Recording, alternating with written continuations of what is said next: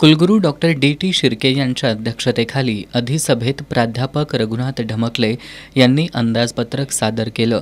यावेळी कुलगुरू doctor PS. Patil, कुलसचिव डॉक्टर व्ही.एन. शिंदे यांच्यासह अधिसभा सदस्य उपस्थित होते।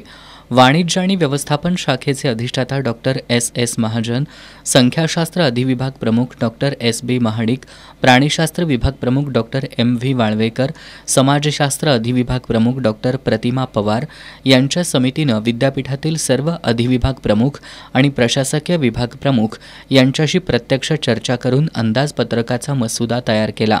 या अंदाजपत्रकात सन 2024-25 जमा 596 कोटी 29 लाख रुपये अपेक्षित असून 601 कोटी 72 लाख रुपयांचा खर्च अपेक्षित आहे। यानुसार 5 कोटी 42 लाख रुपयांची अंदाजपत्रकीय तूट राहणार असून ही तूट विद्यापीठाच्या शिल्लक निधीतून भरून काढण्यात येणार आहे।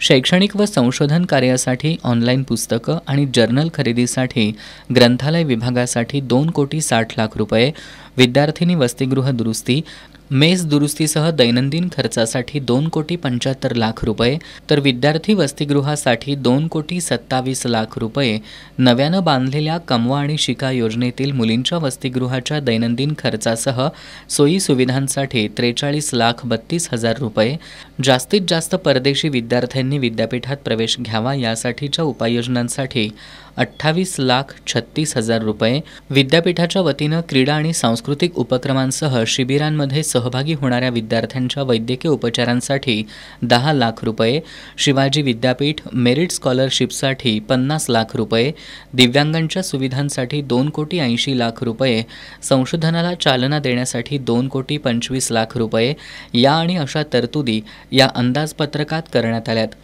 अंदाजपत्रक सादरीकरणावेळी अंदाजपत्रकाबद्दल प्रतिक्रिया देताना अधिसभा सदस्य ॲडव्होकेट अभिषेक मिठारी यांनी अंदाजपत्रक निराशाजनक असल्याचं सांगत हे अंदाजपत्रक भविष्यवेधी नसल्यानं ते कॉपी पेस्ट आहे का अशी शंका त्यांनी व्यक्त केली आहे। शिक्षण विकासासाठी अत्यल्प तरतूद, संशोधन विकास निधीतील 1.5 कोटी रुपयांची रक्कम रस्ते बांधकामासाठी करणं धक्कादायक असल्याचं नमूद करत ॲडव्होकेट मिठारी यांनी शासकीय निधी मिळवण्यासाठी पाठपुरावा वाढवावा, ग्रंथालय, विद्यार्थी कल्याण, वसतिगृह, DOT यांच्यावरील खर्च वाढवण्याची गरज असल्याचं नमूद केलंय।